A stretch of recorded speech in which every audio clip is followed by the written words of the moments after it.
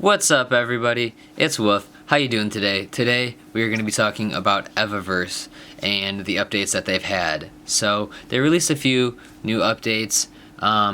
They essentially updated to a new version of Unity that helps with the lighting and for mobile use. They've added a new level called the hub. So you spawn in the hub, and essentially there's portals there that will take you to the different races. You have the Grand Prix 1 and the Grand Prix 2, which is the longer map. You can do ticket hunting in the hub for a 3.5 times reward on tickets for rewards, so that's pretty cool. Treasure hunting is still available there. And then the biggest change really is the graphics and the hoverboard physics. So I've been trying to do some tests, and when you stay on the ground going downhill, you gain more speed, and it seems to be faster than when you jump. I'm not exactly sure yet. I will be doing a side-by-side at the end of the video. That way we can, take a look at that. I'm not sure I'll be commenting over that, but it will be there. I also found that when you hit the green boost pads, you want to stay on the ground because you carry the speed, whereas when you jump, it drops you back down to your max speed and you kind of just float. It helps, but it doesn't help to do the jump. I don't know. It's very situational, so those are the main things to be aware of are the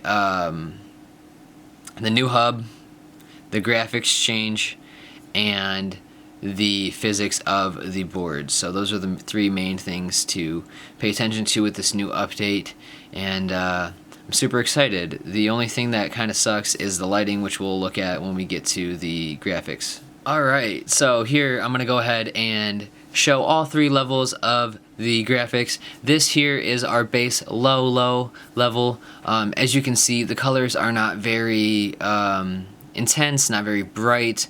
There's not much of a world lighting, I should say. Like, there's not like a sunlight.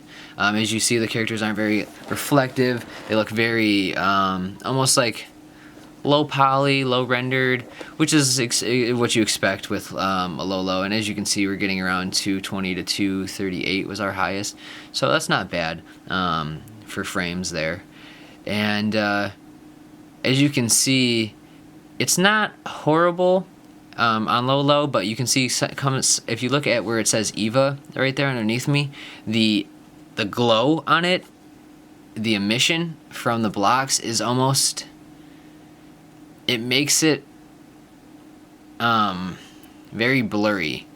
So you don't really have, there's not many graphical controls available in the game other than your low, your medium, I can't remember what it's called, and then your ultra for high.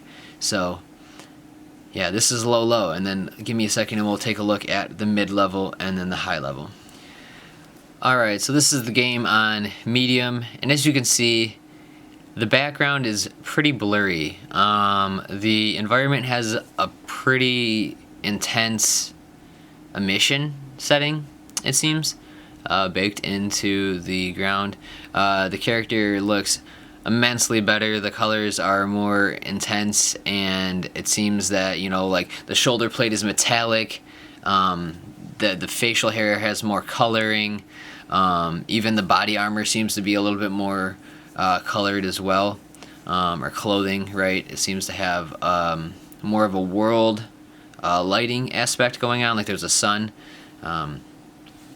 So pretty interesting. As you see, we're getting around the low 200s, very high 190s is pretty much what we're saying. So 190 FPS isn't bad in a standstill situation while just kind of circling the character. Again, I am running on a 3060 and an R9 5059X, I think is what I think that's the version. That's my CPU. I don't even know. I can't remember. And then I have a decent amount of RAM as well. I don't have the full 64, but it's okay. We don't want to talk about it. So yeah, that's the game. That's the game so far with medium, and then give me a second and we'll go take a look at high or ultra. All right, so this is the game on ultra settings. As you can see, the character looks way better. The lighting is pretty proper. The glow that I was mentioning in the lower to medium settings isn't as bad, as well as the blur that is seen in the medium version. As you look at the mountains behind the character when I swoop around, they're not terribly blurry from the emission, but when you're playing the game and racing, it's pretty blurry. I don't know how else to explain it other than that. But overall, I think the quality of the game has changed quite a bit since they've made the changes they've made. The races feel a little bit different. I like the hoverboard change. I love the way it feels. I think it feels pretty fluid. Other people are complaining. I think it adds value in changing how we play the game.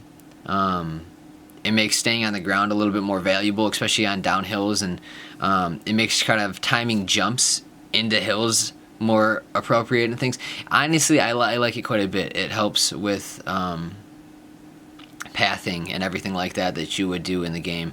So that's kind of my look on it, and we'll go ahead and do the side-by-side of the hills at the end here, and then I think I have a few first place runs that we'll throw at the end of this with a little bit of music on it, just to, you know, have it there. So yeah, hopefully you all enjoyed. If you did, like, share, comment, subscribe, and I will see you in the next one, where we'll probably be playing Legends of Inari. Not really sure yet, so I'll see you in the next one. Peace.